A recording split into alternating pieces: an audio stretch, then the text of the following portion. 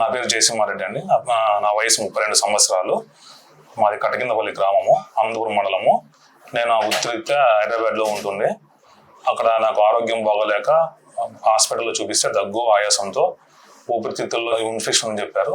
అక్కడ దాదాపుగా 4 రోజులు చూపించాను, కాకపోతే తగ్గలేదు. మరి మా అత్తయ్య, మా మామవారు ఇక్కడికి అనంతపురం ఇక్కడ చూపిద్దాం రాకేష్ సార్ దగ్గర కంటే ఇక్కడ వచ్చాను. 4 రోజుల నుంచి ట్రీట్మెంట్ తీసుకుంటున్నాను. ఇప్పుడు బాగా రికవర్ అయ్యి బాగా హెల్తీగా ఉన్నాను. ఇప్పుడు సార్ బాగా చాలా జాగ్రత్తగా చూశారు. చాలా ఫ్రెండ్లీగా ఉంటారు సార్. మా అందరితో పేషెంట్లతో చాలా ఫ్రెండ్లీగా ఉండి చాలా బాగా చూశారు. మందులు బాగా టైం టు టైం మందులు వాడడం వల్ల నాకు బాగా క్యూర్ అయింది. సో జయసింహ వచ్చి నాకు 20-30 రోజుల నుంచి నాకు ఆయాసం ఉంది, పడుకుంటే దగ్గు ఉంది, గస ఉంది అని చెప్పాడు.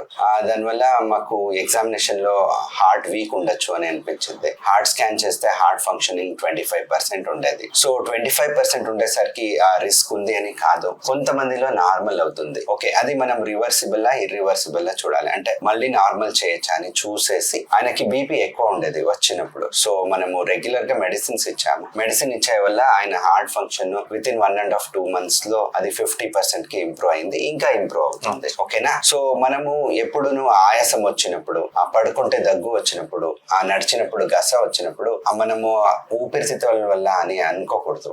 అది హార్ట్ వల్ల కూడా అయి ఉండొచ్చు. సో మన జయసింహ స్టోరీలో ఏం జరిగిందంటే, ఆయన ఊపిరితిత్తులు అనుకొని 15-20 days వరకు ట్రీట్మెంట్ తీసుకుంటూనే ఉన్నాడు. సో మనం హార్ట్ మెడిసిన్ స్టార్ట్ చేసాము. స్టార్ట్ చేసిన 2-3 days లోనే ఇంప్రూవ్మెంట్ వచ్చింది. ఇప్పుడు 1.5 month అయ్యింది. ఇప్పుడు ఆయన అన్ని పని చేసుకోగలుగుతున్నాడు.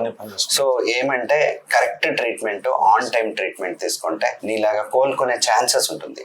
కొంతమందిలో నార్మల్ అవ్వచ్చు, అయ్యో మాకు హార్ట్ వీక్ అయింది, ఇబ్బంది అయింది అనుకునే బదులు కరెక్ట్ ట్రీట్మెంట్ తీసుకొని ఉంటే కొంతమందిలో ఇంప్రూవ్మెంట్ అవుతుంది. సో కరెక్ట్ గా ట్రీట్మెంట్ తీసుకుంటే బాగుంటారు. సో హార్ట్ ఫెయిల్యూర్ ట్రీట్మెంట్ లో మెయిన్ వచ్చి ముగ్గురు, ఒకటి నేను, ఒకటి పేషెంట్ వాళ్ళ రిలేటివ్స్, ముగ్గురు కరెక్ట్ వాళ్ళ జవాబుదారీని పాటించాల్సి ఉంటుంది. నేను మెడిసిన్స్ కరెక్ట్ గా రాయాలా, జయసింహ నేను చెప్పినది ఫాలో చేయాలా, వాళ్ళ అటెండర్స్ ఇంటి వాళ్ళు ఉంటారు కదా, వాళ్ళు మెడిసిన్ కరెక్ట్ గా తీసుకుంటున్నాడా, ఫాలో అప్ సరిగా అవుతున్నాడా, నేను చెప్పిన ఇన్స్ట్రక్షన్ ని పాటిస్తున్నాడా అని చూసుకోవాలా. ముగ్గురు ప్రాపర్ గా చూసుకొని ట్రీట్మెంట్ ఇప్పిస్తే హార్ట్ చాలా వీక్ ఉంటే కూడా కోలుకోలే ఛాన్సెస్ ఉంటుంది, ఇంకా ఇంప్రూవ్మెంట్ ఉంటుంది. కొంతమందిలో నార్మల్ అవ్వకపోవచ్చు, హార్ట్ అటాక్ అయిన వాళ్ళకి, వేరే కారణాల వల్ల వచ్చిన వాళ్ళకి, బట్ కొంతమందిలో ఇంప్రూవ్మెంట్ అయ్యే ఛాన్సెస్ ఉంటుంది. సో మెడిసిన్స్ తీసుకుంటే ఇంప్రూవ్మెంట్ ఎవరికి అవుతుంది అని మనం చూసుకొని ప్రాపర్ గా ట్రీట్మెంట్ పెట్టుకుంటే బాగుంటుంది. Thank you.